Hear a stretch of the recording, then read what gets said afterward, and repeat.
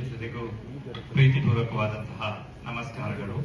ಮೊದಲನೆಯದಾಗಿ ನಾವು ಈ ಸುಳ್ಯದ ಅಧಿಪತಿ ಚೆನ್ನಕೇಶವನಿಗೆ ಶಿರವನ್ನ ಬಾಗ್ತಾ, ಹಾಗೆಯೇ ನಮ್ಮ ಈ ಅಭಿಯಾನಕ್ಕೆ ಒಂದು ಪ್ರೇರಣೆಯಾಗಿ ನಮಗೆ ತೋರಿಸಿಕೊಟ್ಟವರು ನಮ್ಮ, ಹಾಗೆ ಈ ದೇಸಿ ಹಸುಗಳು, ಈ ಭುಜ ಇರುವಂತಹ ಹಸುಗಳು ವಿನಾಶದತ್ತ ಸಾಗ್ತಾ ಇದ್ದಾವೆ, ಅವುಗಳು ಉಳಿಬೇಕು, ಬೆಳಿಬೇಕು ಅಂತ ಹೇಳಿ ಇಂಥ ಒಂದೊಂದು ಸಣ್ಣ ಗಿಡ್ಡ ಪಾತ್ರದ್ದು, ದೊಡ್ಡದು ಗಾತ್ರದ್ದು, ಬಹಳ ಅಡ್ಡಕೋಡಿದ್ದು, ಉದ್ದಕೋಡಿದ್ದು ಎಲ್ಲ ವಿಶಿಷ್ಟ ನಮೂನೆಯ ನಾನಾ ಬಣ್ಣಗಳಲ್ಲಿ ಇರುವಂತಹ ಒಂದು ಗೋವುಗಳು ಸಹ ಇದಾವೆ ಅಂತ ಹೇಳಿ ತೋರಿಸಿಕೊಟ್ಟವರು ರಾಘವೇಶ್ವರ ಭಾರತಿ ಸ್ವಾಮೀಜಿ, ರಾಮಚಂದ್ರಾಪುರ ಮಠ. ಹಾಗೆ ಶ್ರೀ ರಾಮಚಂದ್ರಾಪುರ ಮಠಕ್ಕೂ ಮಹಾ ಸಂಸ್ಥಾನಕ್ಕೂ ತಲೆಯನ್ನು ಬಾಗ್ತಾ, ಹಾಗೆ ನಮ್ಮ ಧರ್ಮದೈವ ದುಮ್ಮೋಸಿ ಮಂಟನಿಗೂ ತಲೆಯನ್ನು ಬಾಗ್ತಾ ಅದರ ಅಭಯವನ್ನು ಬೇಡ್ತಾ, ಹಾಗೆ ನಮ್ಮ ಪ್ರಪಂಚದಲ್ಲಿ ಸುಳ್ಯ ಎಲ್ಲಿದೆ ಅಂತ ಯಾರಿಗೂ ಗೊತ್ತಿಲ್ಲ. ಆ ಸುಳ್ಯವನ್ನ ಒಂದು ಚುಕ್ಕಿ, ಒಂದು ಮಾರ್ಕ್ ಮಾಡಿಕೊಟ್ಟು ಅದನ್ನ ಇಡೀ ಜಗತ್ತಿಗೆ ಜ್ಞಾನದ ಬೆಳಕನ್ನ ಪಸರಿಸಿಕೊಟ್ಟಂತಹ ಕುರುಂಜಿ ವೆಂಕಟರಮಣಗೌಡರ ಅದಕ್ಕೆ ದಿವ್ಯಾತ್ಮಕ್ಕೆ ನಮನವನ್ನು ಸಲ್ಲಿಸ್ತಾ, ನಾವು ಮೊದಲನೆಯದಾಗಿ ಈ ಮಲೆನಾಡು ಗಿಡ್ಡ ಸಂರಕ್ಷಣೆ ಮತ್ತು ಸಂವರ್ಧನಾ ಅಭಿಯಾನದ ಒಂದೆರಡು ಪ್ರಾಸ್ತಾವಿಕ ನುಡಿಯನ್ನ ಆಡಲಿಚ್ಛಿಸುತ್ತೇವೆ. ಹಾಗೆ ಮಲೆನಾಡು ಗಿಡ್ಡ ಸಂರಕ್ಷಣೆ ಮತ್ತು ಸಂವರ್ಧನಾ ಅಭಿಯಾನ ನಾವು ಒಂದು 2-3 ವರ್ಷಕ್ಕಿಂತ ಹಿಂದೆ ನಮ್ಮ ಪ್ರಸನ್ನ ಭಟ್ರು, ಮರಿಕೆ ಸದಾಶಿವ ಭಟ್ರು, ಹಾಗೆ ನಾವೊಂದು 4-5 ಜನ ಸೇರಿಕೊಂಡು ಇದು ಅವನತಿಯತ್ತ ಸಾಗ್ತಾ ಇದೆ, ಇದನ್ನು ಉಳಿಸಬೇಕು, ಬೆಳೆಸಬೇಕು, ಏನೋ ಮಾಡಬೇಕು ಅಂತ ಹೇಳುವಂತಹ ವಿಚಾರವಾಗಿ ಒಂದು ಮೀಟಿಂಗ್ ಅನ್ನು ಮಾಡಿ, ಒಂದು ವಾಟ್ಸ್ಆಪ್ ಬಳಗವನ್ನ ಮಾಡಿ ಅದನ್ನ ಆರಂಭಿಸಿದೆವು. ಆದ್ರೆ ಅಲ್ಲಿಗೆ ಏನಾಯ್ತು ಅಂತ ಹೇಳಿದ್ರೆ, ದನಗಳು, ಹೆಣ್ಣು ಕರುಗಳು ಎಲ್ಲ ನಮಗೆ ಬರ್ಲಿಕ್ಕೆ ಶುರುವಾಯ್ತು. ಇವರೇನು ಮಾಡ್ತಾರೆ ಅಂತ ಹೇಳಿ ಒಂದು ದಿವಸ ಸೋಗೆ, ಹಟ್ಟಿ ಎಲ್ಲ ಸೇರಿಕೊಂಡು ಒಟ್ಟಿಗೆ ನನ್ನ ಮನೆಗೆ ಒಂದು ದನ, ಒಂದು ಕರು ಎಲ್ಲ ಬಂತು, ನೀವು ಸಾಕ್ತೀರಂತೆ ಅಂತ ಹೇಳಿಕೊಂಡು. ಹಾಗೆ ಅದನ್ನು ನೋಡುವಾಗ ನಾನು ಅನ್ಕೊಂಡೆ, ಇದನ್ನ ಎಂತಾದ್ರೂ ಮಾಡ್ಬೇಕು, ಇದಕ್ಕೆ ಎಂತ ಮಾಡ್ಲಿಕ್ಕೆ ಆಗ, ಹಟ್ಟಿ ಸಮೇತವಾಗಿ ಬಂದಿದೆ ನಮ್ಮಲ್ಲಿ. ಹಾಗೆ ನೋಡುವಾಗ ಇದಕ್ಕೆ ಒಂದು ಒಳ್ಳೆಯ ಒಂದು ವ್ಯವಸ್ಥೆಯನ್ನ ರೂಪಿಸಿಕೊಡ್ಬೇಕು. ಆಗ ಏನ್ ಮಾಡುವುದು ಅಂತ ಹೇಳಿ ಒಂದು ಚಿಂತನೆ ಬಂತು. ಆಗ ಗೋಶಾಲೆಗಳ ಕಲ್ಪನೆ ಹೇಳಿದ್ರು. ಅದು ಆಗೋದಿಲ್ಲ, ಆಗೋ ಹೋಗುವಂತ, ಈಗ ಇರುವಂತಹ ಗೋಶಾಲೆಗಳೇ ನಿಭಾಯಿಸಲಿಕ್ಕೆ ಸಾಧ್ಯ ಇಲ್ಲದೆ ಬಹಳ ದುಸ್ತರವಾದಂತಹ ಪರಿಸ್ಥಿತಿಯಲ್ಲಿದ್ದಾವೆ. ಹಾಗೆ ಮತ್ತೇನ್ ಮಾಡೋದು, ಸರ್ಕಾರದಲ್ಲಿ ಇರುವಂತಹ ಗೋಮಾಳಗಳನ್ನ ಕೇಳಿ ಅಲ್ಲಿ ತುಂಬಿಸುವುದು ಅಂತ ಹೇಳುವಂತಹ ವಿಚಾರ ಬಂತು. ಆಗ ಸಹ ಅದು ಸಹ ಆಗೋ ಹೋಗುವ, ಯಾಕಂತ ಹೇಳಿದ್ರೆ ಎಲ್ಲಾ ಗೋಮಾಳಗಳು ದರ್ಖಾಸ್ತುಗಳಾಗಿ ರೈತರ ಪಾಲಿನಲ್ಲಿ ಕೃಷಿ ಮಾಡ್ತಾ ಇದ್ದಾರೆ, ಅದನ್ನು ಹೇಳ್ಕೊಳ್ಳುವುದು ಸೂಕ್ತ ಅಲ್ಲ ನಾವು.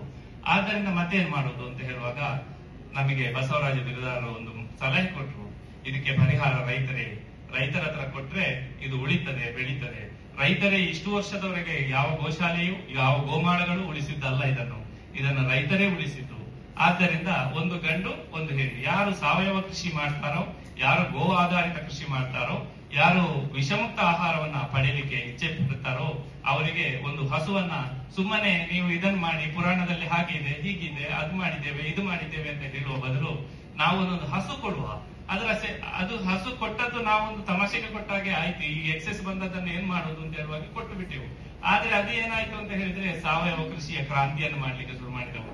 ಬರಡು ಭೂಮಿಗಳಲ್ಲಿ ಈಗ ಕೃಷಿಯನ್ನ ಆರಂಭಿಸಲಿಕ್ಕೆ ಶುರು ಮಾಡಿದ್ರು. ಅದು ಸಹ ಕೊಂಡೋದವರು ಅನೇಕರು ಈ ದೊಡ್ಡ ದೊಡ್ಡ ವರ್ಗದ ಸಮಾಜದ ದೊಡ್ಡ ದೊಡ್ಡ ಸ್ತರಗಳಲ್ಲಿ ಕೆಲಸ ಮಾಡಿದವರು, ಸಾವಯವ ಕೃಷಿಯ ಬಗ್ಗೆ ಆಸಕ್ತಿ ಉಳ್ಳವರು, ಇಂಜಿನಿಯರು, ಡಾಕ್ಟರು, ಪೊಲೀಸ್ ಇಲಾಖೆಯವರು, ಇಂಥವರೆಲ್ಲ ಇದ್ ಮಾಡಿದ್ರು. ಅದು ದನ ಸುಮ್ಮನೆ ಕೂತ್ಕೊಳ್ಳಿಲ್ಲ, ಅಲ್ಲಿ ಸೆಗಣಿ ಹಾಕಿದ್ರು, ಅದು ಗೋಮೂತ್ರವನ್ನು ಕೊಟ್ಟಿತ್ತು. ಅದನ್ನೆಲ್ಲ ಏನು ಮಾಡೋದು ಅಂದ್ರೆ ಕೃಷಿ ಮಾಡ್ಬೇಕಷ್ಟೇ, ಬೇರೆ ಏನು ರಾಶಿ ಹಾಕ್ಲಿಕ್ಕೆ ಆಗುದಿಲ್ಲ. ಆದ್ರಿಂದ ದೇಶದ ಕೃಷಿಗೆ ಸಹ ಈ ಅಭಿಯಾನ ಈ ರೀತಿಯಾಗಿ ಕೊಡುಗೆಯನ್ನ ನೀಡ್ತಾ ಬಂತು. ಹಾಗೆಯೇ ಈ ಕುರುಂಜಿಯಲ್ಲಿ ಯಾಕೆ ಮಾಡುದು ಅಂತ ಹೇಳುವಂತಹ ಒಂದು ವಿಷಯ ಬಂದ್ರೆ, ಆಗ ಸಾಮಾನ್ಯರೆಲ್ಲ ಹೇಳಿದ್ರು, ಅದಕ್ಕೆ ಒಂದು ಆಂಡಲ್ಲಿ ಕೊಂಡ್ಲ ಕೊರತಿರ್ತದ್ರು, ಅಂಚ ಮೆಗ್ಲು ಆದ್ರ ಪೋತು ಪಂಡ್ಯರ ಅಲ್ಲ. ಈ ಇಡೀ ಮಹಾವಿದ್ಯಾಲಯದ ಬುನಾದಿಯೇ ಈ ಮಲೆನಾಡು ಗಿಡ್ಡಗಳು. ಯಾಕೆ ಅಂತ ಹೇಳಿದ್ರೆ, ಯಾವುದೇ ಹೊರಗಿನ ದುಡ್ಡಿನಲ್ಲಿ ಪ್ರಾಯಶಃ ನಮ್ಮ ತಾತ ಹೇಳ್ತಿದ್ದದ್ದು ಕೇಳ್ತಿದ್ದೆವು, ಕುರುಂಜಿ ವೆಂಕಟರಮಣಗೌಡರು ಈ ಕಾಲೇಜನ್ನು ಕಟ್ಟಲಿಲ್ಲ, ಈ ಮಲೆನಾಡು ಗಿಡ್ಡಗಳ ಗೊಬ್ಬರವನ್ನ ಬಳಸಿ ಕೃಷಿ ಮಾಡಿ ಅದನ್ನ ಅಡಿಕೆ ನೆಟ್ಟು ಆ ಅಡಿಕೆಯ ದುಡ್ಡಿನಲ್ಲಿ ಅವರು ಮಾಡಿದಂತಹ ಒಬ್ಬ ಕ್ರಾಂತಿಕಾರಿ ಮನುಷ್ಯ ಅವರು. ಆದ್ದರಿಂದ ಅವರು ಈ ಸಂಸ್ಥೆಗೆ ಮತ್ತು ಆ ಮಲೆನಾಡು ಗಿಡ್ಡಗಳಿಗೆ ನಿಕಟವಾದ ಇದರ ಅಡಿಕಲ್ಲಿ ಇರುವಂತದ್ದೇ ಆ ಮಲೆನಾಡು ಗಿಡ್ಡಗಳ ಒಂದು ವಿಚಾರದಲ್ಲಿ. ಆದ್ದರಿಂದ ಹೊರಗಿನ ಬಿಸ್ನೆಸ್ ನ ದುಡ್ಡಾಗ್ಲಿ ಅಥವಾ ಎಲ್ಲ ತೋಡಿದ ದುಡ್ಡಾಗ್ಲಿ ಅವರು ತಂದು ಹಾಕಿ ನಮ್ಮ ತಾತ ಹೇಳ್ತಿದ್ರು. ಯಾಕಂತ ಹೇಳಿದ್ರೆ ನಮ್ಮ ತಾತ ಸುಳ್ಯದವರು, ಅವರಿಗೆ ನಿಕಟವಾದಂತಹ ಸಂಪರ್ಕ ಸಂಬಂಧ ಇತ್ತು. ಅವರು ಹೇಳುತ್ತಿದ್ದನ್ನು ಕೇಳಿ ನಾನು ಹೇಳ್ತಾ ಇದ್ದೇನೆ. ಹಾಗೆ ಈ ಕಾರ್ಯಕ್ರಮ ಇಲ್ಲಿ ಆಗುವಂತದ್ದು ಸೂಕ್ತ ಅಂತ ಹೇಳಿ ನನಗೆ ಅನ್ನಿಸ್ತು. ಹಾಗೆ ನಾವು ಅಕ್ಷಯನ ಹತ್ರ ಮಾತಾಡಿದೆವು. ಅವರು ಆ ವಿಚಾರದಲ್ಲಿ ಬಹಳ ಒಂದು ಒಳ್ಳೆಯ ವಿಚಾರಗಳನ್ನ ತಗೊಂಡ್ರು. ರೈತರು ಕಳೆದ ಬಾರಿ ನಾವು ಇದೇ ಗೋಪೂಜೆಯನ್ನ ನಮ್ಮ ಮನೆಯಲ್ಲಿ ಮಾಡಿದೆವು. ಇದೇ ಮಳೆ ಬಂತು. ಮಳೆ ಬರುವಾಗ ನಮ್ಮ ಶಾಮಿಯಾನ ಗಡಿಲ್ಲ ಬಿತ್ತು. ಆಗ ನಾವು ಹೇಳಿದೆವು, ಏನ್ ಮಾಡುದು, ಇನ್ನು ಕಷ್ಟ ಆಗ್ತದೆ. ಆಗ ಶೀಟ್ನವರನ್ನು ಬರ್ಲಿಕ್ಕೆ ಹೇಳಿ ನಾವು ಶೀಟ್ ಹಾಕಿಸಿ ಮಾಡಿದೆವು. ಇಂದು ಮುಂದಕ್ಕೆ ಮುಂದುವರಿಯುವುದು ಡೌಟ್ ಅಂತ ಹೇಳುವಂತಹ ವಿಚಾರ.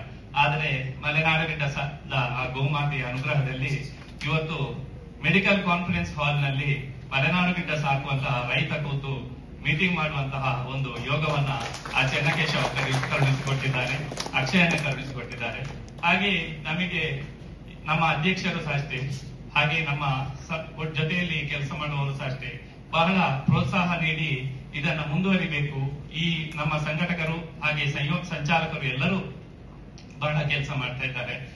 ಹೆಣ್ಣು ಕಂಡು ಕರುಗಳು ಎಲ್ಲಿ ಕಂಡ್ರು ಸಹ ಅದು ಮಲೆನಾಡು ಗಿಡ್ಡ ಅಂತ ಹೇಳಿದ್ರೆ ನಮಗೆ ತೋರಿಸಿಕೊಡ್ತಾರೆ, ಹೀಗೆ ಕೊಡುವ ಅಂತ. ಈಗ ಫಸ್ಟಿಗೆ 1, 2, 3 ಬರ್ತಿದ್ವು. ಈಗ 100 ಬರ್ತಾ ಇದ್ದಾವೆ ಕರುಗಳು. ಎಂತ ಮಾಡುದು ಅಂತ. ಆದ್ರೆ 100 ಬಂದ್ರೆ ನಮಗೆ ದುರುಪಯೋಗ ಪಡಿಸುವ ಅಥವಾ ಏನು ಮಾಡುದು ಅಂತ ಹೇಳೋ ಚಿಂತೆ ಇಲ್ಲ. ಸಾವಿರಾರು ರಿಕ್ವೈರ್ಮೆಂಟ್ ಇದೆ. ಅಕ್ಷಯ ನನಗೆ ಗೊತ್ತಿದೆ, ಮೊನ್ನೆ ಒಂದು ಇನ್ಸ್ಟಾಗ್ರಾಮ್ ಪೇಜ್ ಮಾಡಿದ್ದಾರೆ.